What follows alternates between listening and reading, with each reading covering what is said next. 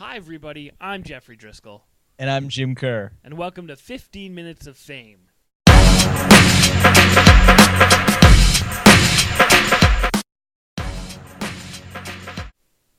Well, Jim, let's kick off our award-nominated show this week with the Edmonton Oilers. They ended a 5-game homestand where they didn't really get nearly as many points as they probably wanted. No, but I think we might have just set a record for acknowledgement of an award nomination in next episode. How fast was that? That was pretty good. That was pretty good. Yeah. Usain Bolt wouldn't have crossed the finish line yet. Pretty fast. But congratulations to us. Yeah, let's get to the nomination a little later into the show.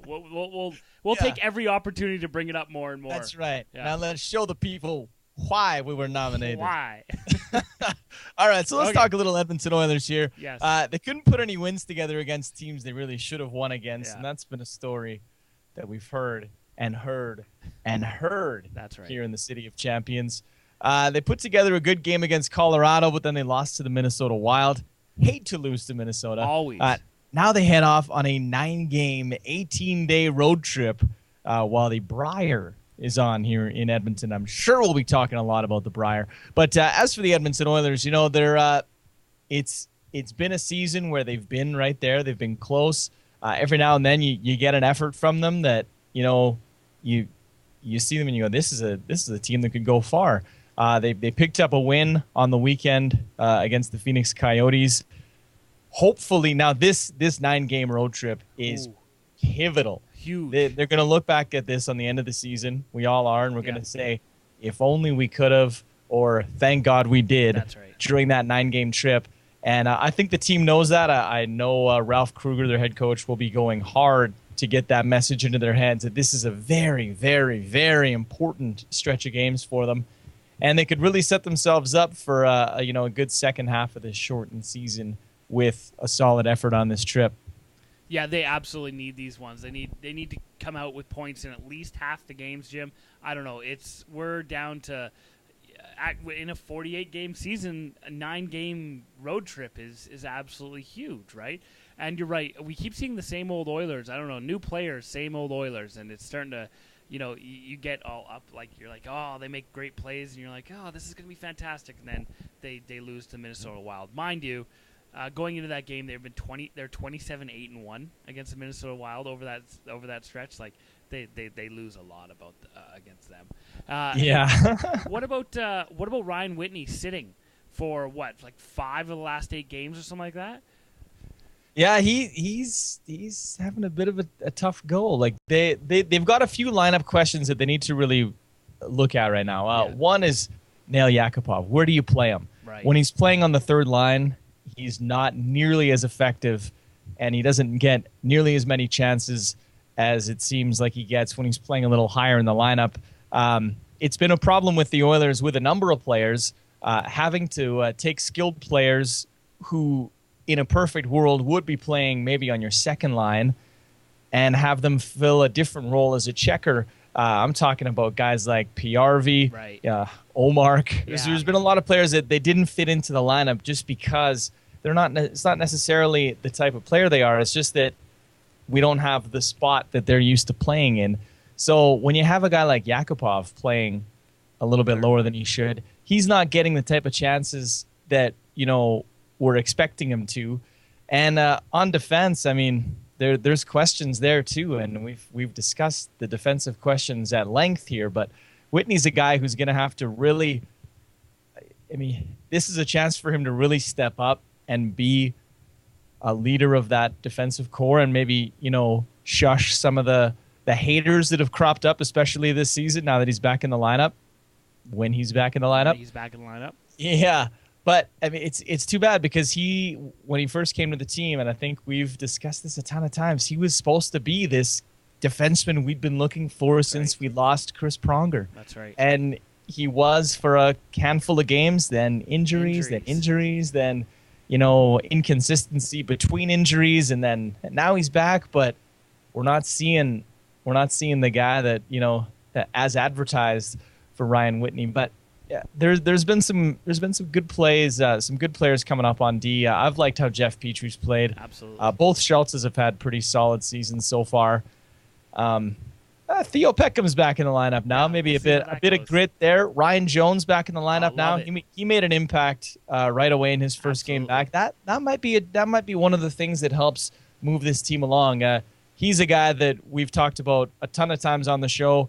As a player that we both really like, and it's good to see him back in the lineup. He had a couple chances against Phoenix. Hopefully that continues, and hopefully that brings up the level of play from the bottom six forwards. Absolutely. There was a little excitement, I guess, for one of the Oilers' young stars, though, this week, Jim. Yeah, the old Taylor Hall, Cal Clutterbuck thing. Yes. Third period of the Minnesota Wild game, Taylor Hall stuck his hip, or we'll say he stuck out his lower body. Okay, lower body, fair enough. Or he didn't even, not so much stuck it out, but it was there. It was there. And it collided with the lower body of Wild enforcer Cal Clutterbuck. Bit of a reckless hit. Yeah. He went down with a Charlie horse, had to be helped off the ice. Brendan Shanahan came down hard on Oilers winger Taylor Hall, gave him a 2-game suspension. This is a tough one because it was hard for everyone to really get their mind around the fact that it was kind of a reckless hit. They said it was knee to thigh or not necessarily knee on knee. I think what happened was Cal Clutterbuck was lined up by Taylor Hall, right. But then Clutterbuck looked down to kick the puck right. or try to kick the puck. He missed it, and that sort of changed his path ever so slightly. So instead of a nice shoulder to chest, which I think is what Taylor Hall had in his mind, he sort of missed with the shoulder, but both players' lower halves collided, and it's an unfortunate kind of play. But Taylor Hall was, for whatever reason, and there's a number of reasons to hit Cal Clutterbuck. Well, that's exactly right. A player you'd love to have on your team, yeah, a player you not like if he's on any other team. Yeah. So for whatever reason, he decided he was going to blow up Cal Clutterbuck. It ended up that maybe a hit that he wasn't trying to make. You know, you don't see him stick his knee out. And honestly, I don't know if you're a player. I don't know why you'd stick your knee out to purposely. You could injure yourself, too. Yeah. It's like when it's like in football when you see a guy lead with his helmet to blast another guy in the head. Because that's going to work out for you. Yeah, I mean, you're kind of rolling the dice yourself. But I think what it really came down to was it was a bit of a reckless hit. Yeah. And 2 games, I mean, that stings, but it's not the worst thing in the world. No. Although it does hurt to not have a guy like that in the lineup because that hit's just kind of an example of how he plays 100% every shift. And, you know, sometimes that ends up having him doing something you don't want your star player to be even involved in. That's right. Yeah. But that's what we love about the guy. Exactly. Yeah. Well, this week, Jim, as well, NASCAR had a history turning event. See, they just turned. I see what you did there. That's why we're award nominated. That's right. That was an award nominated segue. Thank you. Or Segu. Daytona 500 this weekend. Danica Patrick became the first woman to achieve the pole position going into the race. In qualifying the weekend before, Patrick was the fastest around the track. This weekend, she finished the race in 8th, again setting records for being the highest finishing woman in the history of the race.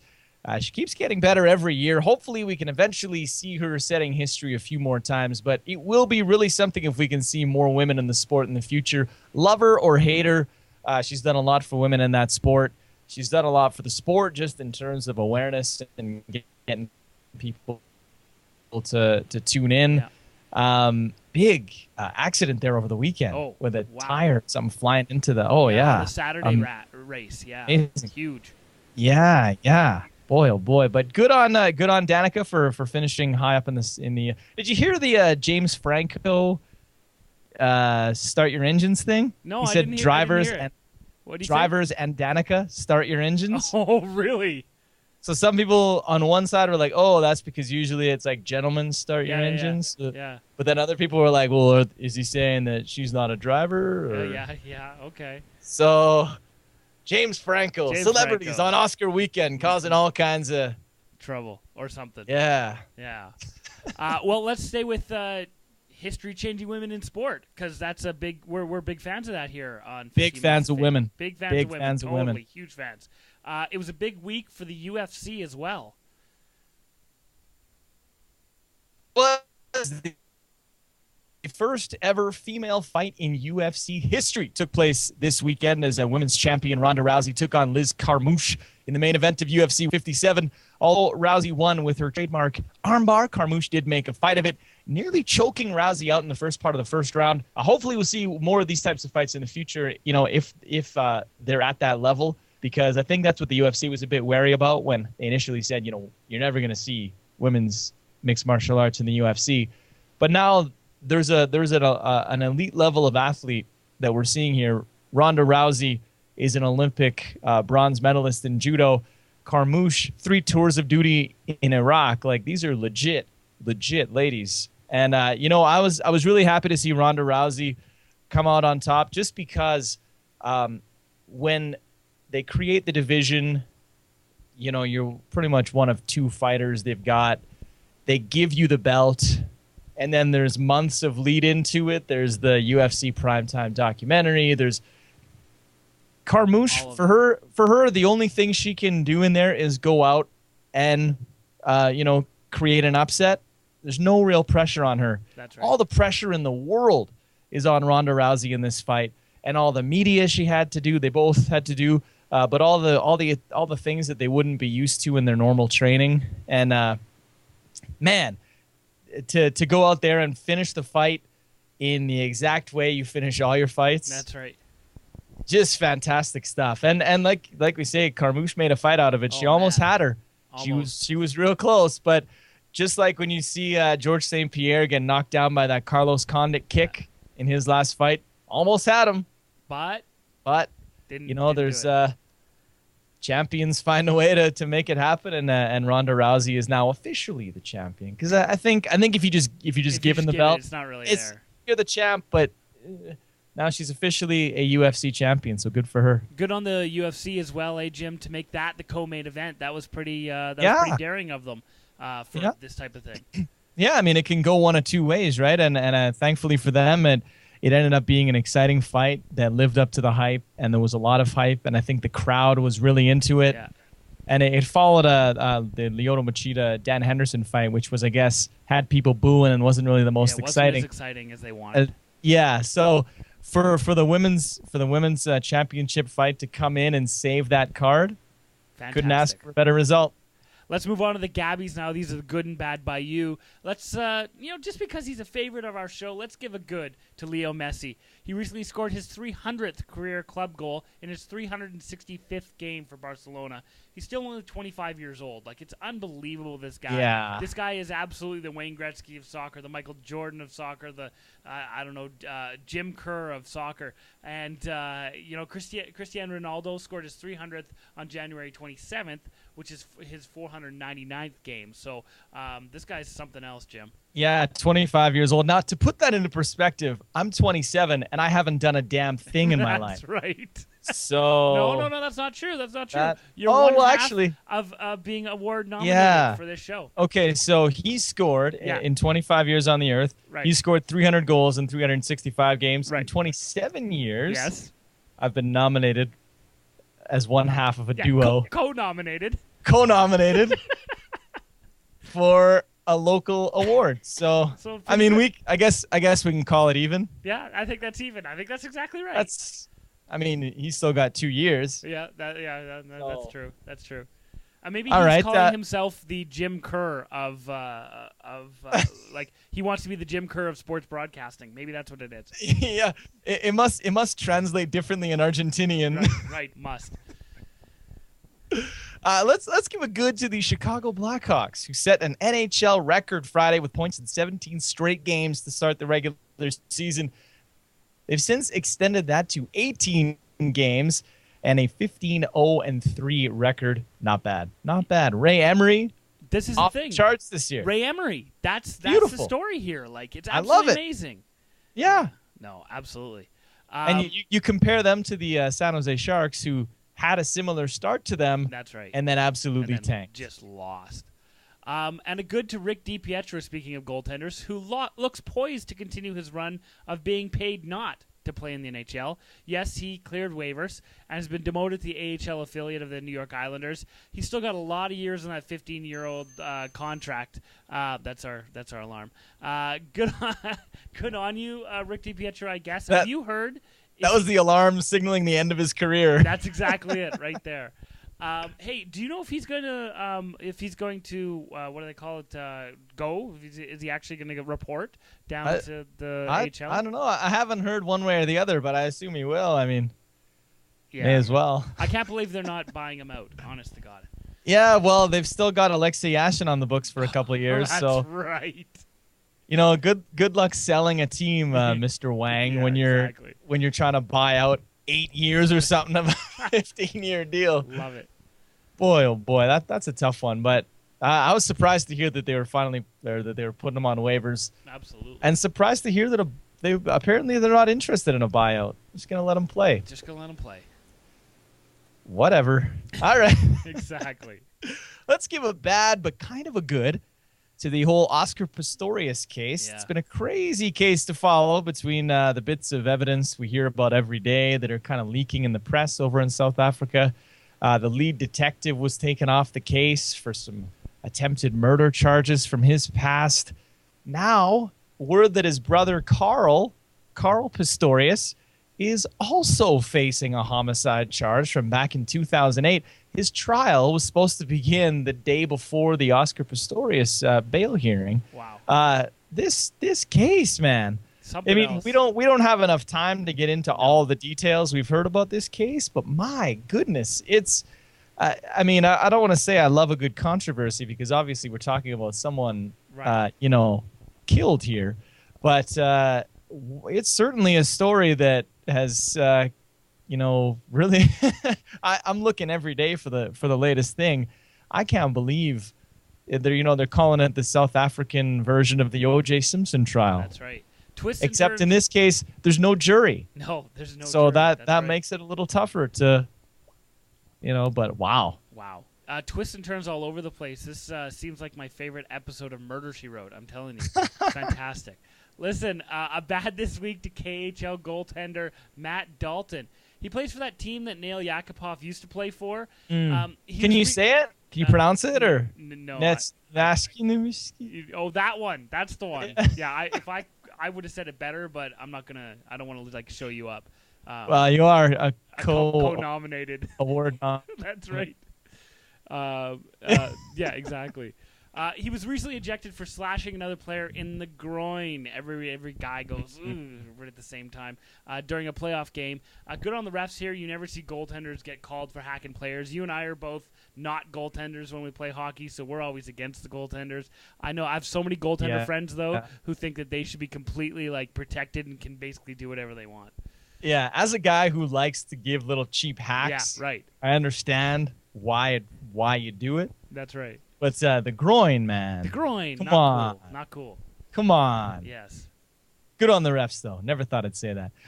And a bad to Susquehanna University. Oh, nice work, Jim. Thank you, sir. The school kicked 11 players off its football team after they posted a video of them doing the latest internet dance fad, the Harlem Shake. It gets about as dirty and suggestive as you'd expect, given the circumstances. But to kick a player off the team, to kick 11 players off the team, and if you're unsure about the Harlem Shake, just type it into YouTube. You'll figure it out. One of these fads. I don't know. I don't know about the fads. Suspend them, fine for being stupid. But no, you know what? Don't suspend them for being stupid. Look at these guys. They're university kids. They're gonna be stupid. And yes, it was a little dirty, but it wasn't that dirty. I'm fine with it. I've been out of school and in the workforce for almost a decade, and I'm still just a stupid guy. That's right. Exactly. It's not going to change. You can't spend change. that out of somebody. No kidding. No kidding. Listen, the punchline this week is, awesome baseball injuries. Yep, we love those over here at 15 Minutes of Fame. And here are two absolute gems, my friend. 14-year veteran pitcher Carl Pavano, who's a free agent. He says he's lucky to be alive after slipping on the ice at his house and falling onto the handle of a snow shovel. Wow. Now, it's all fun and games until you lacerate your spleen. Unbelievable. No kidding. Yeah, lucky to be alive. And Francisco Liriano broke his arm trying to scare his kids. Oh. They were in the next room, and he, hit himself off the door or something like that. Said it didn't really feel too bad right away, so we didn't think about it. Next day, time to get onto a plane for America. Had to go to the hospital. Unbelievable. Baseball players are not allowed to go anywhere, do anything, or say anything. They just gotta sit in one place. Yeah. If I'm a baseball owner, I'm putting you in a bubble. Exactly. Unbelievable. Especially if I was a baseball owner who had recently been co-nominated for an award. There it is. Just want to throw this out there, Kate Upton. If you're listening, if you caught wind of a few episodes ago, that's right, and you're like, hey, I want to know more about these guys, you're looking at both halves of an award nomination for a local internet award. So,